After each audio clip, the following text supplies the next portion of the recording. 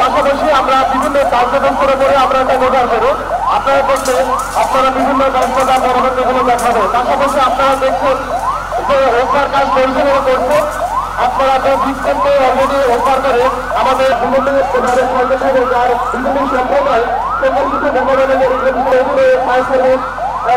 বিভিন্ন সমাধানের প্রতিষ্ঠান ওরা বাংলাদেশে থাকে না। আমি অনুরোধ করবো যারা ছাত্রছাত্রী আছে তারাও একটু এইসব ভয়ের কিছু নাই, আগুন অন্তত পক্ষে 2 ইঞ্চি সামনে আছে।